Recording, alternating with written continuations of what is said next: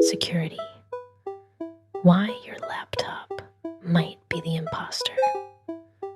Alright, let's talk about endpoint security, because even if your network is protected, your VPN is secure, your firewall is doing its job, and your cloud account has MFA, the device at the end can still sell the whole mission. And that is what endpoint security is about. An endpoint is any device that connects to the network. Laptops, desktops, phones, tablets, servers, workstations. Even some printers and IoT devices can count depending on the situation. Basically, if it connects to the network and can send or receive data, it can become a problem. Think of the company network like the spaceship in Among Us. Every device is a crewmate walking around doing tasks. One laptop is checking email. One phone is accessing cloud apps. One server is storing files. One desktop is running accounting software. Everybody looks normal. Everybody says they are doing tasks, but then one endpoint starts moving suspicious. Maybe it clicked a phishing link. Maybe it downloaded malware. Maybe it missed patches for 6 months. Maybe somebody plugged in a cursed USB drive from the parking lot. Now that device is still wearing a crewmate outfit, but inside, imposter behavior. And that is the scary part. In cybersecurity, compromised endpoints often still look like normal devices. They still have a username. They still have network access. They still connect to apps. They still send traffic. But now they might be stealing data, spreading malware, logging keystrokes, scanning the network, or giving an attacker a foothold. That is why endpoint security matters. Because the attack does not always start by smashing through the firewall like a final boss. Sometimes it starts with one regular laptop, making one bad decision. Now, the most basic endpoint protection people think of is antivirus. Antivirus is designed to detect and remove known malicious software. Malware means malicious software. Viruses, worms, trojans, ransomware, spyware, keyloggers, rootkits, all the cursed software nobody invited to the ship. Antivirus is like the crewmate who sees someone standing over a body and immediately calls a meeting. It looks for known bad files, suspicious signatures, and obvious malware behavior. And antivirus is useful, but it is not enough by itself. Because attackers change. Malware changes. Some threats are brand new. Some threats hide. Some threats do not look suspicious at first. So if antivirus is your only plan, you are basically saying, we are safe as long as the imposter acts exactly like the imposter from last round. No, that is not enough. This is where EDR comes in. EDR stands for endpoint detection and response. EDR does not just look for known malware. It watches endpoint behavior. It collects activity. It detects suspicious patterns. It helps security teams investigate and respond.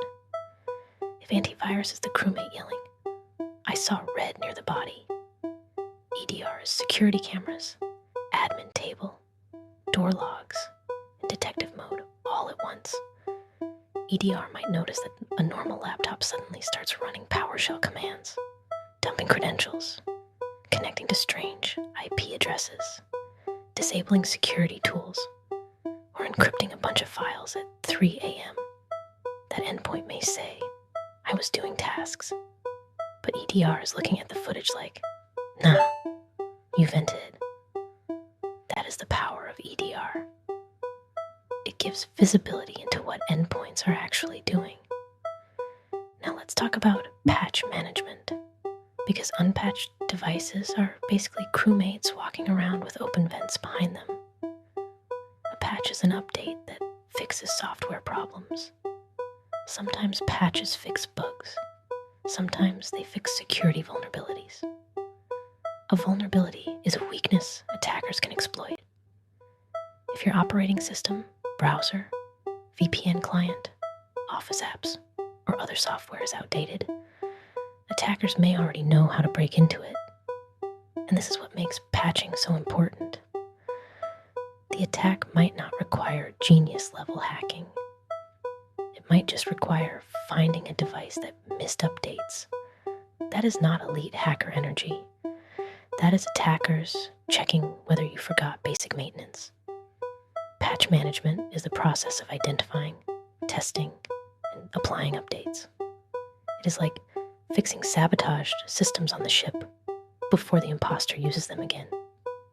If oxygen is broken, you fix oxygen.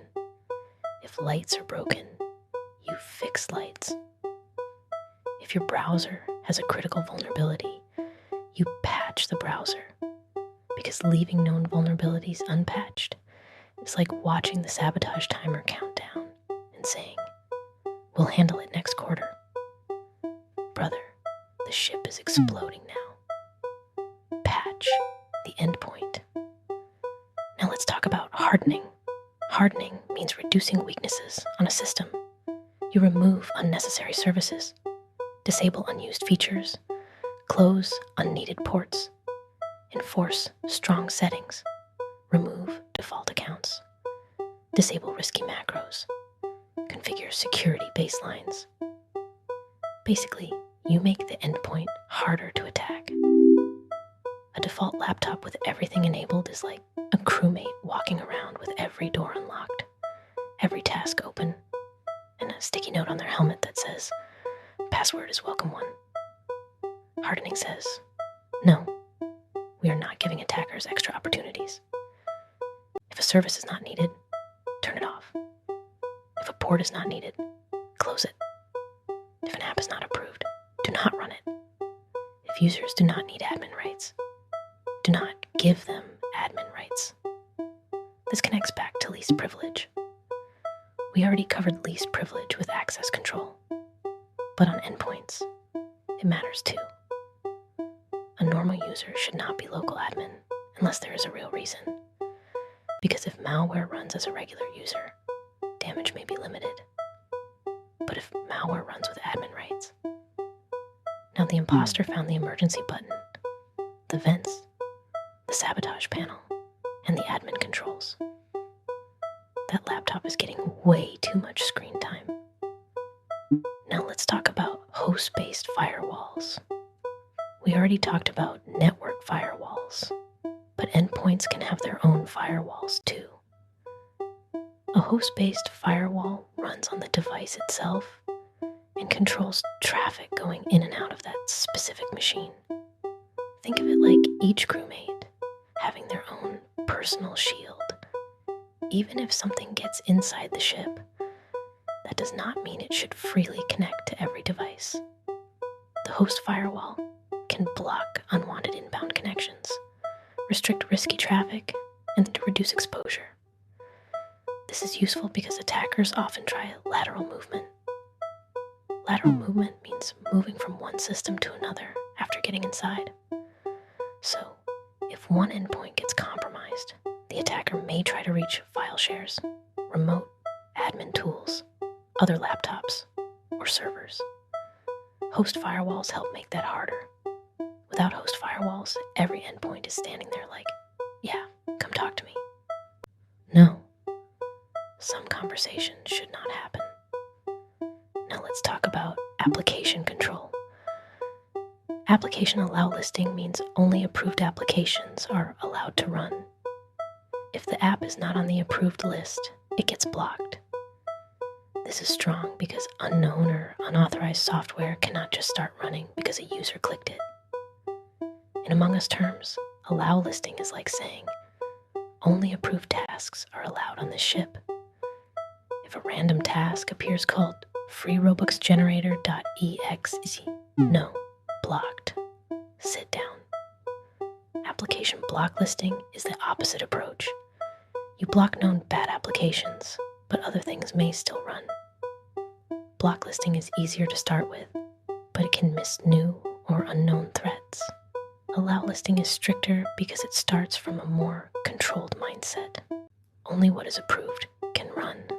This is powerful for high-security systems, kiosks, servers, and environments where users should not be installing random software. Because users will download anything if the website has a big green button. And attackers know that. They make the button huge. They make it say, "Download now." Then somebody clicks it and acts surprised when their laptop starts speaking fluent malware. Now let's talk about USB and removable media control. USB drives are convenient, but they can also be dangerous. A malicious USB drive can carry malware. It can pretend to be a keyboard. It can steal data. It can introduce unauthorized software. This is why organizations may block USB storage, allow only approved devices, or monitor removable media use. In Among Us terms, this is like a crewmate bringing a random object onto the ship from storage and saying, "I found this on the floor." Absolutely not. That object is cursed until proven otherwise. Attackers have used dropped USB drives before because people are curious. Someone finds a USB in the parking lot and thinks, "I wonder what's on it." That curiosity is how the endpoint becomes the imposter. Device control helps prevent that. Now let's talk about disk encryption. Disk encryption protects data stored on the device. If a laptop is lost or stolen, encryption helps stop someone from removing the drive and reading the files. This connects back to encryption and data at rest. The laptop might be gone, but the data should not be readable without the right key or credentials. Think of disk encryption like locking the crewmate's files in a sealed vault. If the device gets ejected from the ship, the secrets do not just spill into space.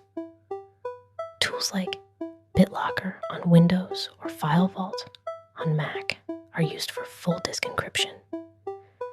This is especially important for laptops because laptops move around. People take them home. They leave them in cars. They leave them at airports. They leave them in coffee shops. Somebody is always one backpack away from creating an incident report. Disk encryption helps reduce the damage when that happens. Now let's talk about MDM. MDM stands for Mobile Device Management. MDM is used to manage mobile devices like phones, tablets, and sometimes laptops. It can enforce security settings, require passcodes, push apps, remove apps, configure Wi-Fi, enforce encryption, track compliance, remotely wipe lost devices. This is extremely useful because mobile devices are endpoints too. A phone with company email is not just a phone. That is company data in someone's pocket, and pockets are not secure environments. MDM is like the admin panel for mobile crewmates. It lets the organization say, "You need a passcode. You need encryption. You cannot install that app. You are not compliant. And if you get lost, we are wiping company data." Without MDM, every phone is just wandering around the ship, doing side quests with company email open. Now let's talk about BYOD. BYOD means bring your own device. This is when employees use personal devices for work. Personal phones, personal laptops, personal tablets. BYOD is convenient, but it creates risk because the company does not fully control that device. Maybe it is outdated. Maybe it has random apps installed. Maybe the user shares it with family. Maybe it has no passcode. Maybe it is already infected. Now that device wants access to company resources. That is suspicious. It might be a normal crewmate. It might be the imposter wearing a party hat. BYOD needs rules. Organizations may require MDM, containerization, compliance checks, acceptable use policies, and the ability to wipe company data. Containerization means separating work data from personal data on the same device. It is like giving the work apps their own locked room on the ship. The user can still have personal photos, personal messages, and personal apps, but company data stays controlled. Now let's talk about endpoint logging and monitoring. Logs are records of what happened. Login attempts, software installs, process activity, network connections, security alerts, file changes, device events. Logs are the security footage after something goes wrong. Without logs, you are just standing in the cafeteria with a body on the floor and everyone yelling random accusations. I think it was blue. No, red was near electrical. Green was quiet. That is not investigation. That is chaos. Logs help answer real questions. What happened? When did it happen? Which device was involved? Which user was logged in? What process ran? What IP address did it connect to? What files changed? Endpoint monitoring helps detect suspicious behavior early and helps incident responders investigate faster. Because when an endpoint starts moving suspicious, you need evidence, not vibes. Now let's talk about host-based IDS and IPS. A host-based IDS watches activity on a single device and alerts when something suspicious happens. A host-based IPS can take action to block or prevent suspicious activity. This is similar to network IDS and IPS, but focused on the endpoint itself. Network tools watch traffic across the network. Host-based tools watch what is happening on the device. In Among Us terms, network monitoring watches the hallways. Host monitoring watches the crewmate's hands. Both matter, because some attacks may not be obvious from network traffic alone. You need to know what the endpoint is doing internally. Now let's talk about endpoint response. Detection is good, but response matters too. If an endpoint is compromised, security teams may isolate it from the network, quarantine a file, kill a malicious process, remove malware, disable a user account, re-image the machine, push patches, collect forensic data.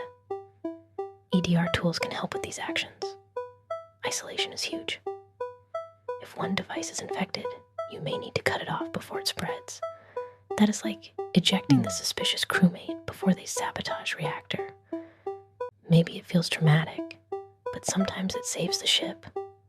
The goal is to contain the damage, stop the spread, preserve evidence, restore the system safely. Now let's bring it together. Endpoint security protects the devices that connect to the network, and endpoints are one of the biggest targets because users interact with them all day.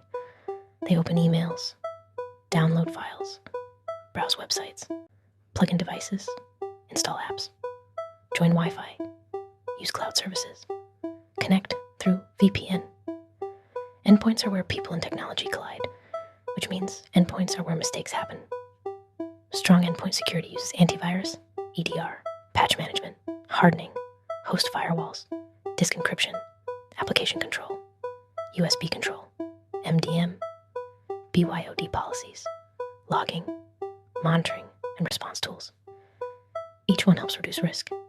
Antivirus catches known malware. EDR watches behavior. Patching fixes known weaknesses. Hardening removes unnecessary attack surfaces. Host firewalls control traffic on the device. Disk encryption protects stored data. Application control stops unauthorized software. USB control blocks risky removable media. MDM manages mobile devices. BYOD policies control personal device risk. Logs show what happened. Response tools help contain the incident. So if you remember nothing else, remember this. An endpoint is any device that connects to the network. Malware is malicious software. Antivirus is basic protection against known threats. EDR gives deeper detection and response. Patch management fixes vulnerabilities. Hardening reduces weaknesses. Host firewalls protect individual devices. Disk encryption protects data if a device is lost or stolen. MDM manages mobile devices. BYOD creates extra risk because personal devices are harder to control. Application allow listing only allows approved apps. Block listing blocks known bad apps. USB control helps stop cursed removable media. Logs are security footage. And endpoint response is how you stop one compromised device from becoming a company-wide disaster. Because in cybersecurity, the endpoint might look normal. It might log in like normal. It might send traffic like normal. It might even say it was doing tasks. But if that laptop is infected, outdated, over-permissioned, unencrypted, unmanaged, and running random downloads from the internet, brother, that is not a crewmate. That is the imposter with admin rights. And if you do not catch it early, the whole ship is getting packed up.